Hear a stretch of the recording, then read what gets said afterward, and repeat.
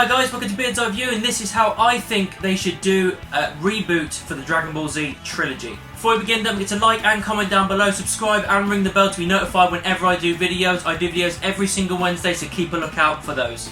Yeah, I've been kind of thinking about this for a while now, and I just kind of want to put my thoughts out there. And if they decided to reboot Dragon Ball Z into the movie universe, because it was such a shit version last time in Dragon Ball Evolution, so awful, that we could actually have some real good content if they do it properly. I think Man of Steel was a really good film, and it could go in a kind of similar direction to that.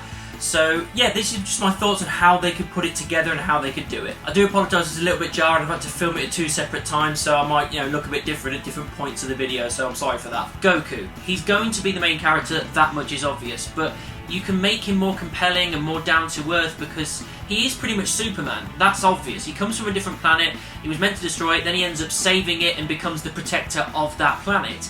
So you could do a Man of Steel type feel to it, because I enjoyed Man of Steel, a lot of people did, but a lot of people didn't. But you could go for that kind of real gritty feel, but all the way at you got to add a little bit of lightheartedness in there because it's Goku at the end of the day. But you can do that. You can make it real, gritty, compelling. You've just got to put the time in. What you can do with the first film, you can plant the seeds of a trilogy. You don't have to tell us there's going to be a trilogy, you just plant the seeds of that. And my humble opinion, what you should do is 3 films, and then obviously after that see how you go, but the 3 films should be the Saiyan Saga, the Frieza Saga, and the Cell Saga. That's the best way to go. I know we've got the whole thing with him with Piccolo and everything before the Saiyan Saga, but I think you do that in the first 20 minutes, half an hour of the first film, then you move on to Vegeta and Nappa and everybody attacking, and you go and you focus on that. Vegeta's the main bad guy.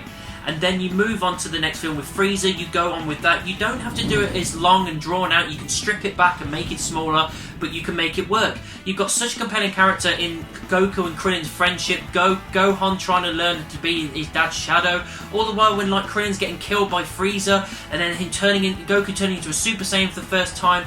All that stuff is so compelling, and Frieza's such a dick of an evil character that you can make it work. And then after that you move on to Cell, where it's Gohan's time to shine. There's so much richness in that, where you having this passing of the torch from Goku to Gohan, and him being the one to defeat Cell. And then also, I say Goku being killed then.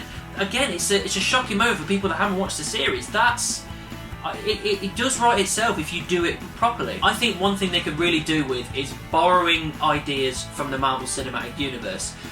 They've clearly done really well in telling serious stories and important plot points, all the while keeping a light-hearted point on it at some point. There is funny moments and comedic moments in films that have a very serious point to it, and they balance it very, very well. You can do that with the Dragon Ball Z.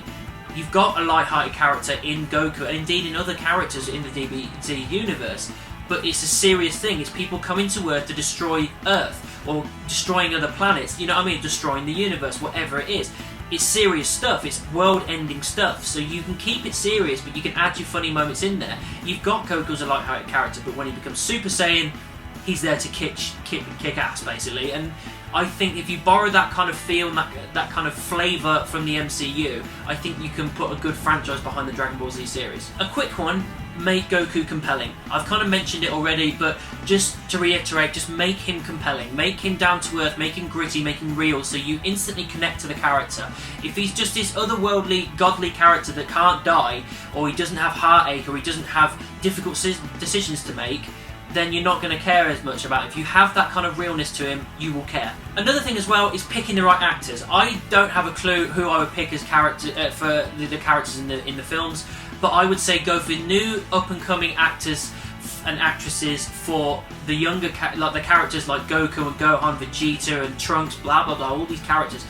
Go for the young and up-and-coming, maybe a lesser-known one or something like that. And then maybe for the villains like Frieza and Cell, maybe go for a little bit more of a veteran, similar to what the MCU are doing, like with Michael Keaton playing the Vulture and that kind of stuff. Go for a veteran, go for someone that, imagine if you had James Spader, doing what he did with Ultron, but doing it with Cell. I think that would be awesome.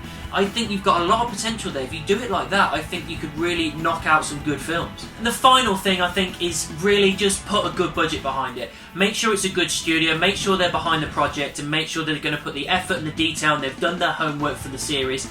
and just make a good, compelling trilogy. I think it's possible, you just got to put the budget behind it, because you can't have people going Super Saiyan, doing Kamehamehas and loads of different like moves and all this kind of stuff, real quick fighting and all this kind of stuff, Matrix style stuff, without the budget behind it. If the budget isn't there, it's not going to work, because it won't suspend your belief. So make sure the budget's behind it. Overall, guys, I don't think this is ever going to happen. I think that Dragon Ball Evolution kind of faded away any possibility of us ever getting a Dragon Ball Z film ever again, but you can just hope. And if I was there, this is the ideas that I would put forward to make these films compelling.